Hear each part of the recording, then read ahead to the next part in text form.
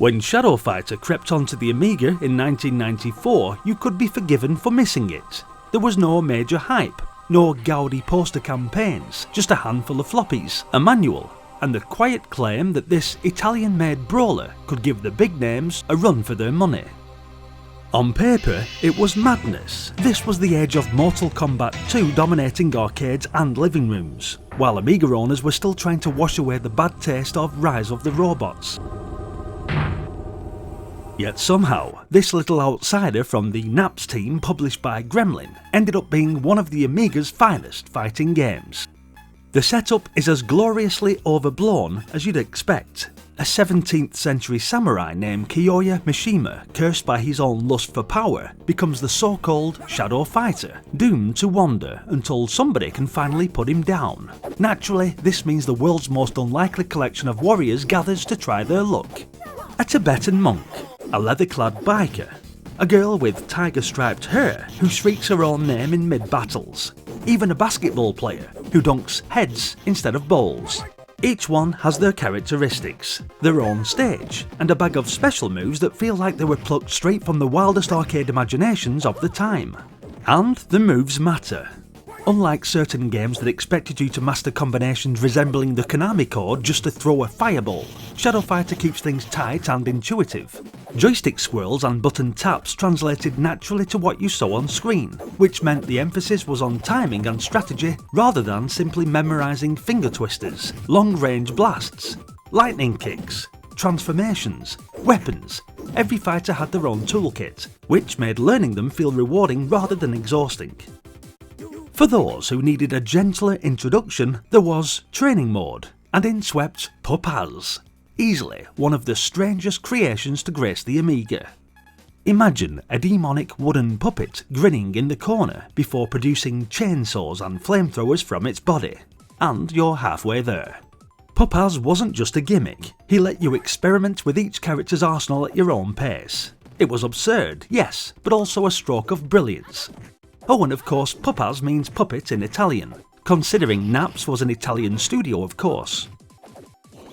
Visually, the game had that bold, cartoon-styled energy that seemed to belong more to Saturday morning comics than grim arcades. Fighters were big and full of life, with smooth animations that gave every kick and punch a weight the Amiga wasn't always known for. Stages whisked you from Denmark to Thailand, Pakistan to Tibet, even outer space, with parallax scrolling and details that felt ambitious for the hardware. On the AGA machines and CD32, things looked even sharper and would have had more colours and crisper outlines. The sound matched the spectacle.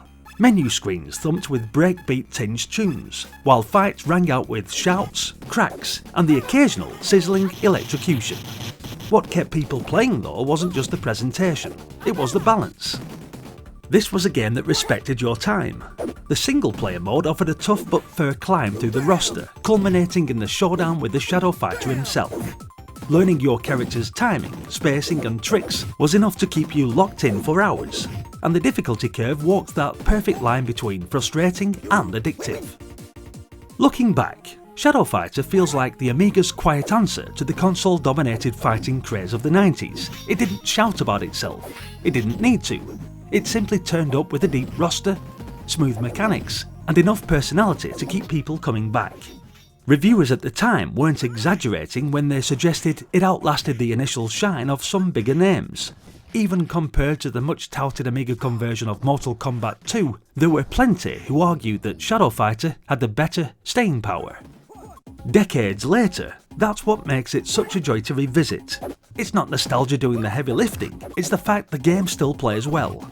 Controls remain sharp, characters are memorable, and the presentation still has a flair that makes you smile. The Naps team may not have had the marketing muscle of Midway or Capcom, but they understood exactly what kept people pressing one more fight.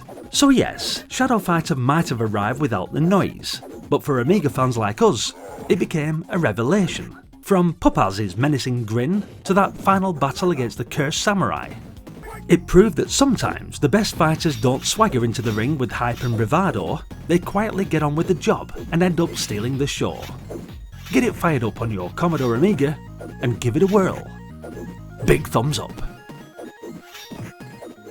Thanks for watching guys, hit the like button if you enjoyed the video, and be sure to let us know what you thought of Shadow Fighter in the comments section. As always, your continued support is massively appreciated, so hit that subscribe for more content just like this. Check out the various playlists on the channel for more Commodore titles, and maybe stick around, as there's another one coming up right now. Hopefully, I'll see you all in the next one. Until then, bye for now.